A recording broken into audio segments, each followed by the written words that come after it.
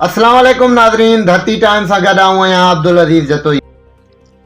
मानेड़ो में आशिक़ अली गमन की ख़बर शामिल कंदासीं। मानेड़ो में भी समूरे मुल्क जियां मौला अली मुश्किल खुशा की आमद जो जश्न वॾे जोश और जज़्बे से मल्हायो वियो।